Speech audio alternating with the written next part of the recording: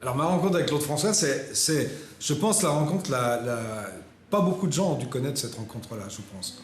Parce que Claude était quelqu'un de très, très instinctif, et ça allait vite. Il aimait les gens ou il les aimait pas. Bon, moi, j'avais un garçon que je connaissais par un garçon, c'est Alain Legovic, qui travaillait aux éditions chez Claude, et il fait un disque sous le nom de Chamfort, c'est un single qui s'appelle Dans les ruisseaux. Ça commence à marchoter. Il commence à enregistrer L'amour en France. Moi, je ne le connais pas. Mais je connais quelqu'un qui connaît quelqu'un qui connaît quelqu'un et qui me dit, tiens, Alain Chamfort cherche un manager mais il faut rencontrer Claude François parce que Claude François ne voulait pas, pour s'occuper de cet artiste, parce qu'il n'était pas fou, il ne voulait pas d'un Marouani, d'un Lederman, il y avait Saada à l'époque, enfin, il voulait quelqu'un de jeune et inconnu pour que le mec n'ait pas trop de pression sur lui. Donc, je rencontre Chamfort. Chamfort me dit, écoute, moi, on travaille ensemble, mais il faudrait que tu rencontres Claude François. Donc je pars à Vaison-la-Romaine, qui me donne rendez-vous à Vaison-la-Romaine. Il était en gala, on était en plein mois d'août. Je descends, j'avais pas beaucoup de fric à l'époque, je loue une bagnole, je débranche les kilomètres, parce qu'à l'époque c'était kilomètres. Et je vais à Vaison-la-Romaine, j'avais rendez-vous à 15h. J'arrive à 15h, ils étaient en train de monter le matériel, 16h, 17h, bon, je dis c'est mort, ça doit être une blague ou je sais pas quoi. 18h, ça commence à arriver, les danseurs. J'essaie de rentrer, personne ne me laisse rentrer. J'avais rendez-vous avec Joseph à l'époque, qui était son secrétaire. Et vers 19h quand même, bon, je me disais c'est mort. 19h, on me laisse rentrer. Et je dis j'ai rendez-vous avec Claude François. Mais moi, pour moi, je pensais même pas le voir. Parce que, alors en plus, j'ai l'image encore des arènes de Vaison-la-Romaine. Il y a 4000 personnes, ça rentrait. Et puis je me dis, bon, mon rendez-vous c'est foutu de toute façon, parce qu'il est, il est 19h30, 20h, il faisait à l'époque l'élection de Miss Podium en première partie, donc je me tape l'élection de Miss Podium, et je me dis, je pense que c'est fini, quoi, parce qu'il me donne rendez-vous à 15h, il est 20h, il va rentrer sur scène, et j'étais assez content, j'étais dans les coulisses, je voyais les gens arriver, et il y a un type, on me tape sur l'épaule, je me retourne, et c'était Claude François. Et il m'a dit, bonjour, vous êtes Gérard Louvain, ouais. Quel signe vous êtes? Vierge, Verseau, il me dit. Il dit en effet pour s'entendre. Il dit alors, vous voulez vous d'accord, et on se met d'accord sur Legovic, enfin sur Chamfort. Et là il me dit, coup de bol, il me dit, j'ai mon directeur artistique de ma maison de disques qui est parti, qui s'appelait Guy Huban. Il me dit, il vient de partir, ça vous intéresserait d'être directeur artistique chez moi? Je dis, mais il est fou. Et là j'ai une réponse qui lui a plu, je lui ai dit, ouais mais j'y connais rien. Et il m'a dit, ben, ça m'intéresse. Est-ce que ça vous intéresse d'apprendre? Je dis oui, mais ça dure 4 minutes tout ça. Il dit oui, ça m'intéresse d'apprendre. Il me dit, vous voulez être payé combien? Je dis rien, puisque je vais apprendre. Il m'a dit, vous commencez lundi. Paf, voilà. Et il est rentré dans la caravane, parce que c'était une caravane, il a été changé, et j'ai assisté au concert, et je suis remonté. Lundi matin, je suis arrivé à 9h chez Flèche, donc j'ai attendu 1h30, parce que... Et là, c'est assez drôle, parce que bon, il y avait Léla qui était sa cousine, qui était « Ah, monsieur Louvain m'a prévenu, vous êtes là et tout. Alors vous allez là-haut, le bureau. » Et Claude avait son bureau, il y avait le bureau de directeur artistique à côté, un grand bureau. Il y avait Bourter à l'époque, qui venait de partir aussi. Et il y avait un tout petit bureau de secrétaire, il y avait 2 petits bureaux face à face. Moi, je me mets au petit bureau, puis je défais mes crayons et mes stylos, puis j'attends, j'ai rien à foutre, quoi. Je donne 3 coups de téléphone et j'attends. Bien sûr, il arrive tard, et à 13h, il arrive, il rentre dans la pièce. Il me dit bonjour, je dis bonjour, je me lève, il dit qu'est-ce que vous faites là? Et là d'un seul coup je me dis ah, il m'a oublié et je suis pas embauché. J'ai dit mais il dit oui je sais, mais il me dit c'est pas le petit bureau, c'est le grand bureau. Et il me voilà assis au grand bureau et je suis devenu directeur artistique chez Flèche. Voilà. Ma journée chez Claude François c'était des journées, les 35 heures on les faisait en une journée. Hein. C'est-à-dire que moi je faisais lundi, mardi, mercredi, jeudi, vendredi au bureau. Vendredi soir en gala, samedi en gala, dimanche en gala. Lundi, mardi, mercredi, jeudi, vendredi au bureau, samedi en gala, dimanche en gala. Donc j'arrivais vers 10h, 10h30, je faisais mon boulot. Mon emploi du temps, donc lui arrivait à 13h, 13h15. Et là, on avait un rituel tous les deux. Quand il était 8 fois sur 10, il était de bonne humeur, quand même. Il arrivait, il se mettait en face de moi, et on discutait, il avait un œuf dur, une pomme. Il mangeait jamais, rarement plus, et on discutait. On discutait tous les deux, et puis après il rentrait dans son bureau et il bossait. Bon, son bureau qui était à côté du mien. Et on avait un importateur personnel qui nous envoyait dès la sortie des disques. Il prenait le billboard, c'est-à-dire il y avait le billboard et il y avait deux, je crois que c'était broadcast, enfin broadcast et billboard. Donc il m'envoyait la feuille américaine de broadcast et billboard, il m'envoyait les 15 premiers disques qu'elle allait avec. Je devais, moi, écouter ces disques, dire ce que j'en pense, les classer. C'est-à-dire que Claude, pourquoi il faisait les meilleures adaptations? Parce qu'il les avait avant tout le monde.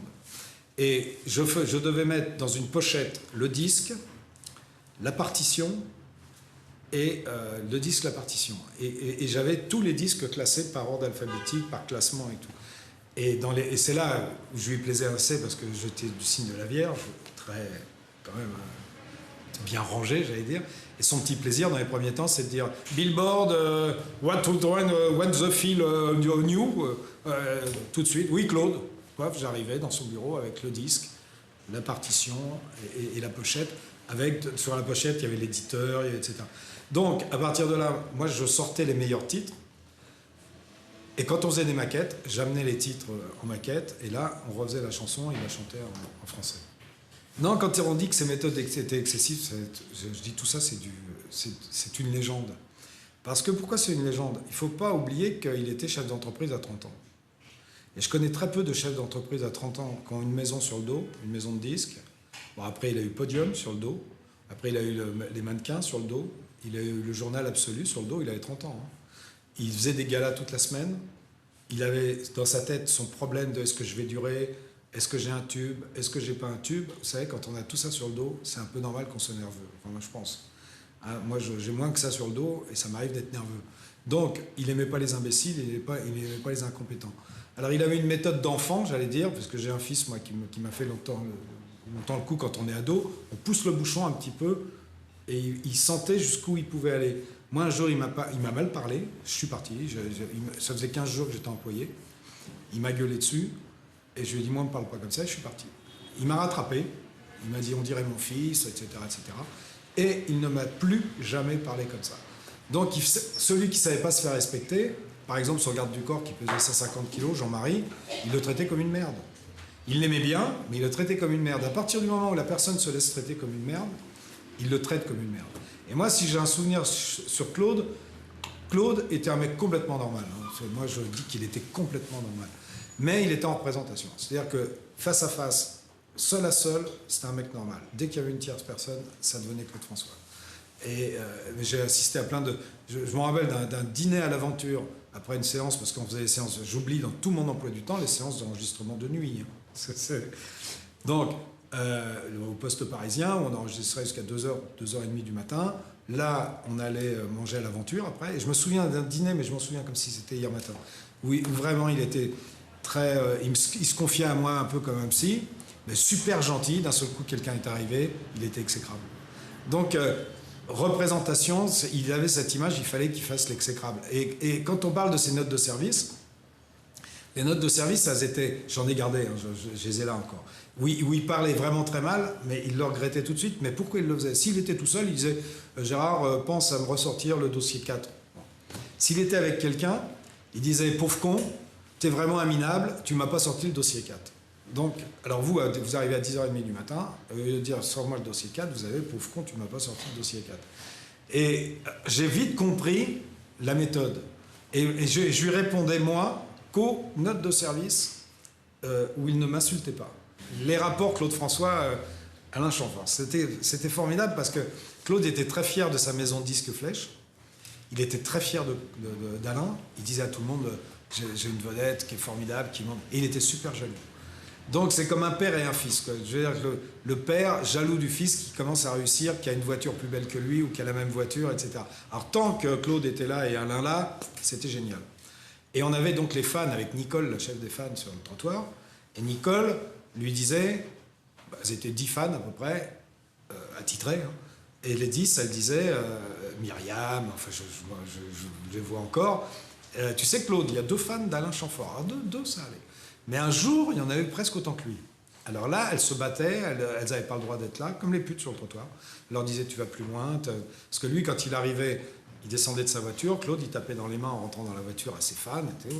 Donc, s'il en avait 10, mais s'il voyait 10 qui le regardaient à peine, parce qu'elles étaient Claude, fan de Chamfort, il montait dans son bureau, et là, il était très en colère. Et là, c'était ce pauvre con de Chamfort, etc., etc. Et les anecdotes les pires, que j'ai racontées dans mon bouquin, et qui, quand les gens me disent « mais c'est pas possible », c'est assez incroyable, mais on faisait des galas donc en première partie. Alors, quand Alain chantait 2 chansons, ça ne l'emmerdait pas trop, parce que c'était la petite vedette, etc. Mais quand Alain a commencé à vendre beaucoup de disques, à être une vedette, il avait intérêt à le mettre en première partie aussi, parce qu'il avait plus intérêt à mettre Alain Chamfort en première partie qu'une vedette d'une autre maison de disques, bien sûr. Mais Alain, qui faisait un tour d'1 heure, 1 heure et quart quand il était en vedette, en première partie, on faisait 40 minutes, 45 minutes. Mais il gueulait, il m'appelait dans la loge, ouais, tu dois faire qu'une demi-heure et tout, c'est inadmissible. Alors, la première fois, c'était à Nice, en plein air, aux arènes de Nice. Il a fait débrancher la sono en plein spectacle. La deuxième, il m'a fait débrancher l'éclairage. Ça arrivait toujours à la 3e chanson, pour bien casser l'artiste. Et à un moment, je ne me rappelle plus dans quelle ville, celle-là, il y en a une où je m'en souviens, mais j'avais mis des gens aux prises électriques, j'avais mis des gens aux prises de son. Je dis là, il ne peut pas m'avoir. C'était à Genève, ça. Et là, au bout de la 3e chanson, là, je guettais, je dis tiens, voilà, tu peux toujours cavaler, tu m'auras pas. Et là, alerte à la bombe. C'est-à-dire que Chamfort est en train de chanter, il y a un mec qui est arrivé, qui a pris le micro en pleine chanson, qui a dit mesdames, messieurs, on va passer parmi vous parce qu'on vient d'avoir une alerte à la bombe. Va rechanter derrière ça. Alors, il essayait à chaque fois de casser Chamfort, et je me rappelle très bien aussi d'un gala à Lausanne, où j'étais dans les Chamfort chante, et je vois les barrières étaient à 5 mètres de la scène. Donc les gamines étaient à 5 mètres de la scène. Et je vais voir le régisseur, je dis on est où là? C'est impossible, les gamines, elles vont pas gueuler après Claude François et après Chamfort. Non, ici le public c'est comme ça, parce qu'on connaît Lausanne, c'est comme ça. Je dis, non. Et je suis et là je vois Chamfort, il chante, mais il a un mal fou, quoi, parce que... Donc on rentre, moi je suis dans les loges après avec Alain qui me dit t'as vu, ça n'a pas marché, on est trop loin, etc., etc. Et puis j'entends l'euphorie et tout, et je vais voir, et bien sûr les barrières étaient retirées pour Claude. Donc et ça c'était alors qu'il était super sympa avec Alain, mais il avait une jalousie maladive. Je crois qu'il était jeune, donc c'est-à-dire qu'il est dans l'air du temps. Je pense que s'il arrivait maintenant, un garçon d'une 30aine d'années avec ce genre de chansons fait à la fin, je pense que ça marcherait. C'était un boys band à lui tout seul. Hein. Ça a été le premier boys band. Bon, c'était des filles autour, mais donc les chansons sont là, quoi. C'est assez incroyable. Moi, j'ai un fils cambodgien qui n'a aucune culture française. Il adore Claude François, donc ça prouve bien que c'est un produit, c'est un produit de maintenant. Moi, si j'ai une chanson, j'en aurais 2, parce que j'ai La pendule de l'entrée est arrêtée sur midi, parce qu'il a vraiment enregistré, je me souviens comment, c'est moi qui ai auditionné, c'était Nicolas Skorsky, et je me revois encore au piano droit et tout. Donc j'ai 2 chansons, j'ai Chanson populaire et j'ai Le téléphone pleure, parce que là j'affirme qu'il n'aurait pas enregistré cette chanson si je n'avais pas été là. Et ça a été le plus gros tube de Claude. Et ça, c'est ma petite fierté, quoi. Dans Le téléphone pleure, je suis assez fier de ça parce qu'au départ, c'était les éditeurs avaient beaucoup d'importance dans ce temps-là. Donc les éditeurs venaient nous proposer des chansons et mon travail, c'était d'écouter les chansons, de classer celles qui me paraissaient intéressantes, et j'avais peur de me gourer, hein, parce que je pouvais laisser passer un tube. Donc il y a Michel Léger, qui était chez April, qui était une ancienne Gams, qui vient me faire écouter plein de chansons de Claude François. Et c'est à l'époque où Claude était un peu dans le creux de la vague, et on cherchait une chanson qui n'était pas trop Claude François. On cherchait un slow, on dit qu'il faudrait qu'il arrive à faire quelque chose d'autre, parce que on était un peu, je dis pas là, mais c'était pas terrible. Et elle me fait écouter plein de chansons. Je lui dis, écoute, excuse-moi, mais il n'y a rien. Puis à la fin, elle me dit, écoute, je vais chez Joe Dassin. J'ai rendez-vous chez Dassin. J'ai une chanson à te faire écouter, mais je voudrais savoir ce que tu en penses pour Dassin, parce que c'est pas pour Claude, mais est-ce que j'ai raison de la faire écouter à Dassin? Et elle me fait écouter un country, donc un country américain, avec un cow-boy qui chante avec une petite fille et qui raconte l'histoire du téléphone pleure, qui parle à la petite fille et tout. Et je dis, c'est fou, c'est pour Claude François. Elle me dit, mais t'es malade, c'est un country. Je dis, oui, mais moi je la vois pour Claude François. Je le prends, je vais dans le bureau de Claude quand elle est partie, je dis, je suis sûr qu'on a un tube. Et là, il écoute et il se fout de ma gueule. Mais vraiment, hein. Il prend le micro. Gérard Louvain, sauve Flèche. Il m'a trouvé un tube. Il m'a trouvé un tube. Gérard Louvain, sauve la maison Flèche et tout. Bon, je rentre dans le bureau, je dis cale toujours. Et je classe toujours mes trucs. Et quand on fait les maquettes où il fallait 12 titres à l'époque dans l'album, on avait 11 titres. Et on fait les maquettes, on en fait 12 ou 13, il en élimine 2. Puis à un moment, il me dit, tiens, on va faire ta merde, là. On va faire ton téléphone pleure. Alors, il réarrange avec Bourter, il appelle Thomas pour faire le texte. Et on fait le téléphone pleure, mais en 12e titre, hein, vraiment, avec un petit garçon qui faisait la voix à l'époque. Je voudrais retrouver ce disque. Si quelqu'un peut me retrouver ce disque un jour, je lance un appel, parce que je ne l'ai pas gardé. Mais très peu de musiciens, un petit garçon qui fait la voix de la petite fille, et 12e titre de l'album. Et il avait cette fameuse méthode que peu de gens connaissent, c'est-à-dire qu'une fois qu'il avait fait l'album, il avait de petits studios qu'on avait à côté de son bureau, il rentrait et il disait « Bonjour, Sud Radio, vous allez écouter l'album en exclusivité de Claude François. Comme d'habitude, je vous demande de classer vos 4 premiers préférés et vous gagnerez, etc., etc. » Alors lui, qu'est-ce qu'il faisait dans ce cas-là? C'était un sondage, et des 4 premiers tubes, il sortait des singles. Très intelligent. Et dans une région, il ne s'exposait pas en France. Et au bout de 3 jours, sa secrétaire, Nicole Gruyé, vient me voir et me dit « Tu vas tomber par terre, on reçoit des sacs et des sacs et des sacs, c'est le téléphone pleure. » Lui, il ne m'en parle pas, parce qu'il les avait un peu là. Et au bout d'une semaine, il vient me voir et il dit « Ton truc, là, ça a l'air de... Je crois qu'on va peut-être le refaire. » Et là, on a refait au Poste Parisien le téléphone pleure, on a refait les musiciens, on a cherché une petite fille qui était la fille de Barkov et de Nicole, et on a fait, il a vendu, je ne sais plus combien de disques, quoi. Et ça, je suis assez fier.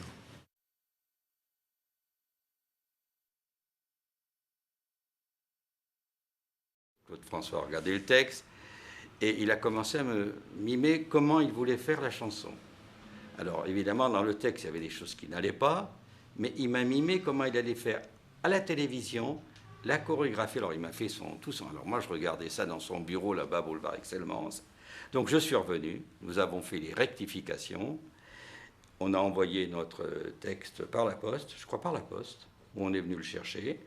Et Viens à la maison est une chanson qui a vraiment bien fonctionné, qui fonctionne toujours d'ailleurs. Je trouve que ça a été une bonne réussite.